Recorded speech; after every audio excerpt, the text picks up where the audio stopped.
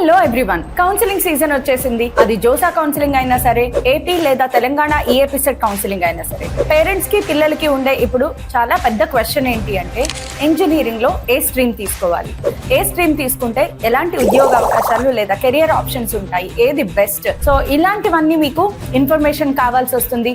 అయితే YouTube open చేస్తే చాలు సిఎస్ఈ లేదా సిఎస్ఈ స్పెషలైజేషన్స్ వీటి గురించి బోలెడన్ని వీడియోస్ మీకు కనిపిస్తాయి.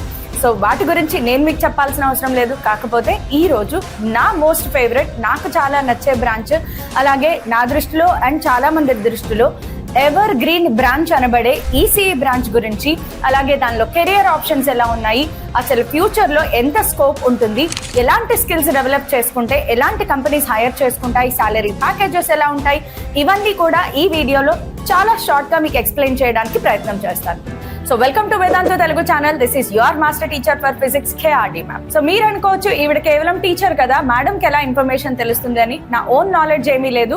నా సొంత brother in to this field and also నా being a teacher I can proudly say that నా బోలెడంత మంది ప్రీవియస్ స్టూడెంట్స్ ఎవరైతే ఉన్నారో వాళ్ళందరూ కూడా ఇప్పుడు మంచి మంచి పొజిషన్స్ లో ఉన్నారు. వాళ్ళందరినీ అడిగి ఏదైతే ఇన్ఫర్మేషన్ గ్యాదర్ చేసినా, అలాగే నేను రీసెంట్ గా ఒక పెద్ద ఆఫ్లైన్ క్యాంపస్ విజిట్ కి వెళ్ళినప్పుడు అక్కడ గూగుల్ లేదా మెటా లాంటి పెద్ద పెద్ద కంపెనీస్ లో పనిచేసే వాళ్ళతో మాట్లాడే అదృష్టం దొరికింది.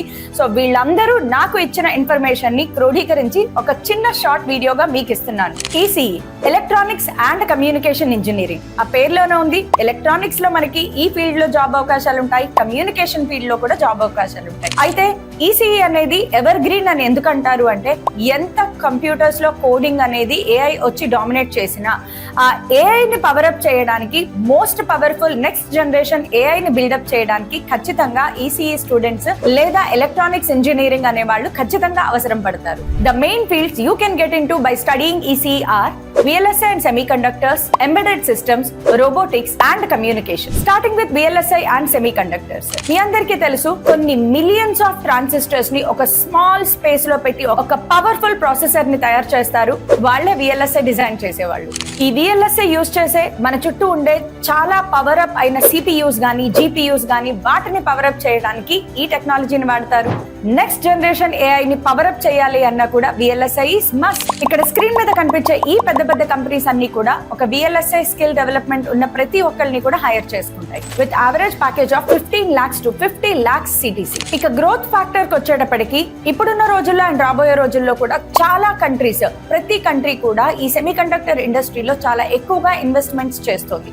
ఈవెన్ ఇండియాతో సహా చాలా కంట్రీస్ చాలా మాసివ్ గా సెమీకండక్టర్ ఇండస్ట్రీస్ లో ఇన్వెస్ట్ చేస్తున్నాయి. ఎందుకంటే ఒక సర్వే ప్రకారం ఈ సెమీకండక్టర్ ఇండస్ట్రీ ఏదైతే ఉందో అది ఒక కంట్రీ యొక్క ఎకనామికల్ గ్రోత్ ని డిసైడ్ చేయడంలో ఒక కీ ఫ్యాక్టర్ గా ఉండబోతోంది. ప్రస్తుతానికి ఇన్వెస్ట్మెంట్స్ అన్ని కూడా మ్యానుఫ్యాక్చరింగ్ సైడ్ ఉన్నా కూడా ఈవెన్చువల్లీ ఇవన్నీ కూడా డిజైన్ సైడ్ కూడా వెళ్తాయి. ప్రతి కంట్రీ కూడా దాని ఓన్ పవర్ఫుల్ హార్డ్వేర్ ని డెవలప్ చేసుకోవడానికి చాలా మాసివ్ గా ఇన్వెస్ట్ చేస్తుంది. రీజన్ ఏంటంటే, the more powerful hardware a country has, more powerful weapons చేసుకోవచ్చు, more powerful robotics, more powerful AI and super computers, ఇవన్నీ కూడా ఆ కంట్రీ తయారు చేసుకోగలుగుతుంది. Now moving on to second aspect, embedded systems. VLSI ద్వారా తయారు చేయబడిన ఒక సిస్టమ్ ఏదైతే ఉందో దాంట్లో మైక్రో ప్రాసెసర్స్ గానీ మైక్రో కంట్రోలింగ్స్ గానీ ఉంటాయి కదా, వీటన్నిటిని రైట్ ప్రోగ్రామింగ్ చేసేదే ఎంబెడెడ్ సిస్టమ్. చాలా సింపుల్ గా చెప్పాలి అంటే, రోజు మన చుట్టూ చూసే మనం వాడే స్మార్ట్ వాచెస్ దగ్గర నుంచి smart washing machine, smart ACs లేదా స్మార్ట్ హోమ్స్,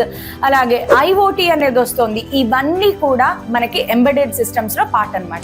అంటే ఇక్కడ ఎలక్ట్రానిక్స్ అండ్ కోడింగ్ రెండు కంబైన్డ్ అయి ఉంటాయి. సో ఎవరైతే ఎలక్ట్రానిక్స్ తో పాటు కోడింగ్ ని ప్యారలల్ గా కొంచెం డెవలప్ చేసుకుంటారో వాళ్ళకి ఇక్కడ సూపర్ జాబ్ ఆపర్చునిటీస్ ఉంటాయన్నమాట. ఎలాగూ రాబోయే రోజుల్లో స్మార్ట్ హౌసెస్ లేదా స్మార్ట్ గ్యాడ్జెట్స్ కి చాలా వాల్యూ పెరుగుతుంది, చాలా డిమాండ్ పెరుగుతుంది. అండ్ రాబోయే రోజుల్లో IoT ఆఫ్ అగ్రికల్చర్ కూడా one of the best industry to come up. కాబట్టి ఇలాంటి చోట మంచి డిమాండ్ ఉంటుంది. స్క్రీన్ మీద కనిపించే ఈ కంపెనీస్ అన్ని కూడా ఒక ఎంబెడెడ్ ఇంజనీర్ ని హైర్ చేసుకుంటాయి with an average package of 5 lakhs to 20 lakhs per annum. అయితే ఈ ఫీల్డ్ లో మీరు కేవలం జాబ్ ఆపర్చునిటీస్ కాకుండా ఒక ఎంటర్‌ప్రెన్యూర్ అవ్వాలి అనుకున్న IoT టెక్నాలజీలో చాలా మంచి ఆపర్చునిటీస్ ఉంటాయి. Now coming to the third aspect, robotics. So వీళ్ళందరికీ కూడా రోబోటిక్స్ ఫీల్డ్ లో మంచి స్కోప్ ఉంటుంది ఫ్యూచర్ లో. అండ్ మీ అందరికీ తెలుసు, రాబోయే రోజులన్నీ కూడా రోబో టెక్నాలజీ టెక్నాలజీతోనే నడుస్తాయి. ఇప్పటికే మనకి బాట్ సిస్టమ్ అనేది చాలా చోట్ల అడాప్ట్ అయిపోయింది.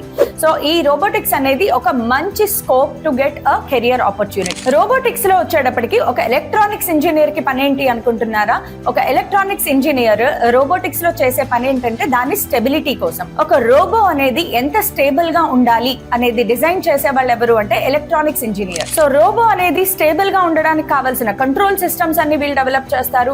అలాగే రోబోకి కావాల్సిన విజన్ లేదా విజువల్ టెక్నాలజీ, ఒక రోబో ఇమేజెస్ ని గానీ దేనినైనా చూసినప్పుడు దానిని ఐడెంటిఫై చేయడం, ఎనలైజ్ చేయడం, ఇలాంటివన్నీ కూడా ఒక ఎలక్ట్రానిక్స్ ఇంజనీర్ ప్రోగ్రామ్ చేస్తారు. ఇదంతా కూడా నేను రీసెంట్ గా విజిట్ చేసిన ఒక ఆఫ్లైన్ క్యాంపస్ లో చాలా ప్రాక్టికల్ గా నేను చూశాను. అండ్ దీనిలో మంచి స్కోప్ ఉంది అని నాకు అనిపించింది కాబట్టి దీన్ని ఇందులో ఇంక్లూడ్ చేయడం జరిగింది. అయితే మేబీ రోబోటిక్స్ ఇంకా ఇండియాలో అంత బూమ్ రాకపోవచ్చు, కానీ రానున్న రోజుల్లో ఖచ్చితంగా బూమ్ వస్తుంది. యుఎస్ లేదా జపాన్ లేదా కొరియా లాంటి కంట్రీస్ లో ఆల్రెడీ ఇప్పటికే మంచి బూమ్ ఉంది. అక్కడ మంచి ఆపర్చునిటీస్ కూడా అందరికీ దొరుకుతాయి. ఇంకా last but not least communication గురించి మాట్లాడుకోవాలి అంటే, కమ్యూనికేషన్ అనగానే మీ అందరికీ తెలుసు, మనం వాడే రోజు కమ్యూనికేషన్ ఏదైతే ఉందో, right from phone calls, smart phones లో మనం చేసే ఫోన్ కాల్స్ దగ్గర నుంచి, లేదా వైఫై గానీ ఈ 2G, రైట్ ఫ్రమ్ 2G దగ్గర నుంచి స్టార్ట్ చేసాము, 2G, 3G, 4G, ఇప్పుడు 5G లోకి వచ్చాము. సో ఇలాంటి కమ్యూనికేషన్ టెక్నాలజీని డెవలప్ చేయడానికి కూడా ఒక ఎలక్ట్రానిక్ ఇంజనీర్ చాలా బాగా పనికొస్తాడు. అండ్ ఒక కమ్యూనికేషన్ ఇంజనీర్ VLSI డిజైనింగ్ కూడా బాగా నేర్చుకుంటే ఇంకా చాలా అద్భుతమైన స్కోప్ ఉంటుంది. కమ్యూనికేషన్ అనగానే ఇక్కడ మీరు గవర్నమెంట్ జాబ్స్ ఎక్స్పెక్ట్ చేయొచ్చు, లేదు అంటే ప్రైవేట్ జాబ్స్ అయినా ఎక్స్పెక్ట్ చేయొచ్చు, లేదా సొంతంగా మీరు ఏదైనా ఒక మంచి స్టార్ట్అప్ కూడా ఇందులో చేయొచ్చు. And you can become a CEO of a company as well. Screen మీద కనిపించే ఈ కంపెనీస్ అన్ని కూడా ఒక communication engineer combined with VLSI ఖచ్చితంగా హైర్ చేసుకుంటాయి. సో ఇన్ని మంచి అవకాశాలున్న ఒక ECE బ్రాంచ్ అనేది సూపర్ డూపర్ ఒక మంచి కన్సిడరబుల్ బ్రాంచ్ అన్నమాట. ఈవెన్ గేట్ ఎగ్జామినేషన్ లో కూడా ECE వాళ్ళకి చాలా మంచి గవర్నమెంట్ జాబ్స్ వచ్చే అవకాశాలు ఉంటాయి. ఏవైతే మన నవరత్నాస్, మహారత్నాస్ ఉన్నాయో వీటన్నిటిలో కూడా ECE స్టూడెంట్స్ కి చాలా ఎక్కువ స్కోప్ ఉంటుంది. And keeping government jobs aside, electronics లేకుండా అంటే సెమీ కండక్టర్స్ లేకుండా రానున్న ఫ్యూచర్ లో ఈ AI గానీ రోబోటిక్స్ గానీ ఏది డెవలప్ చేయాలి అన్నా కూడా కోడింగ్ అనేది మీరు ప్యారలల్ గా నేర్చుకోగలిగితే చాలా బాగుంటుంది. కానీ గుర్తుపెట్టుకోండి, ECE అనేది కొంచెం హెవీ సిలబస్ ఉంటుంది. ఫిజిక్స్ లో బాగా ఇంట్రెస్ట్ ఉంది, సెమీ కండక్టర్స్ లో ఇంట్రెస్ట్ ఉంది అన్న వాళ్ళు ఇందులో చాలా బాగా చేయగలుగుతారు. బికాస్ ఇందులో కొంచెం చాలా ఎక్కువగా మెమరైజ్ చేయగలిగే సిలబస్, అలాగే చాలా ఎక్కువ syllabus which has to be conceptual syllabus నేర్చుకుంటారు. దానితో పాటుగా మీరు ఇప్పుడు నేను చెప్పే ఈ స్కిల్స్ అన్ని కూడా కొంచెం డెవలప్ చేసుకోగలిగితే చాలా మంచి ఫ్యూచర్ అవకాశాలు ఉంటాయి. అయితే ఈ వీడియోలో నేను కేవలం ECE గురించి మాత్రమే మాట్లాడాను.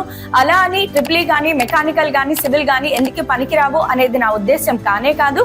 ఒకవేళ వాటి మీద కూడా ఏదైనా వీడియో చేయాలి, కొంచెం డీటెయిల్స్ కావాలి అనుకుంటే నాకు కమెంట్స్ లో చెప్పండి. సో దట్ నేను వాటి మీద కూడా కొంచెం రీసెర్చ్ చేసి ఎవరినైనా అడిగి మీ దాకా ఇన్ఫర్మేషన్ ని చేర్చడానికి ప్రయత్నం చేస్తాను. అయితే ఈ విషయాలు చాలా మందికి ఆల్రెడీ తెలిసే ఉంటాయి. తెలియని వాళ్ళ కోసం నేను చెప్పింది కేవలం బేసిక్ ఇన్ఫర్మేషన్ మాత్రమే.